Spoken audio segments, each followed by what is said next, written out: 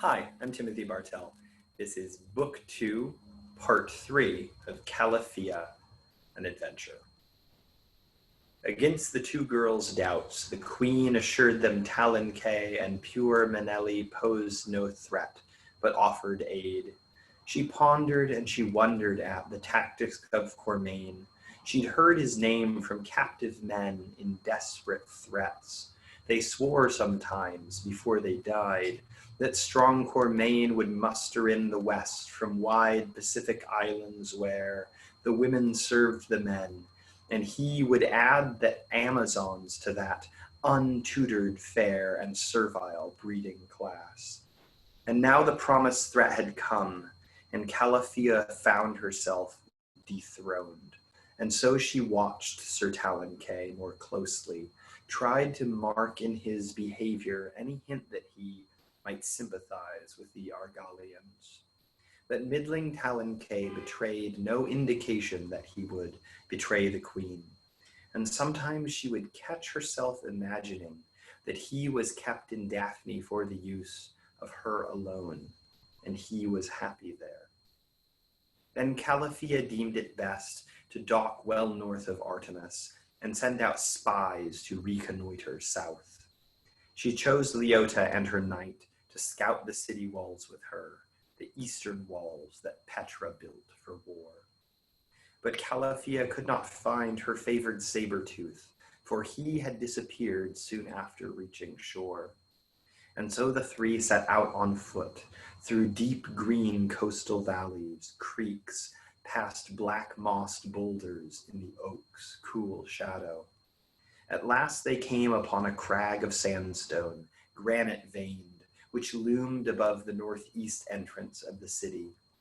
Just two Argalian soldiers flanked a wide oak gate with double doors. Between them sat a heaving hulk asleep, all covered in thick, ruddy fur.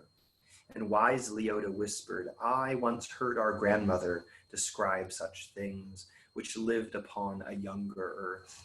She called them Migos, said they had the strength of many Amazons, but served none but their own wild race. Now men have bent them to their will, debased free ancient beings into grieved submission." And as Leota discoursed, three small beasts emerged beneath them from the trees. There were two gray coyotes and a fox as red as clay. Each one was almost camouflage against the ground. High whining barks rose from the dogs, as when a drawbridge raises up from lying flat across a moat and stands as tall as walls that it protects. So rose the Migo, making men appear as boys with sticks beside its massive bulk.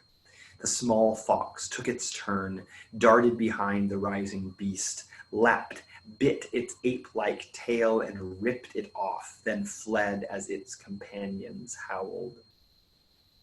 The queen was quick to track the fox and did not see the soldiers chase the brave coyotes, spear them into silence. And Calafia was a fox herself to follow that fleet kit with sister tired and Talon Kay behind. The fox wound east toward mountain peaks still nameless, save one peak's bald dome that gained the name Hephaestus from the girls.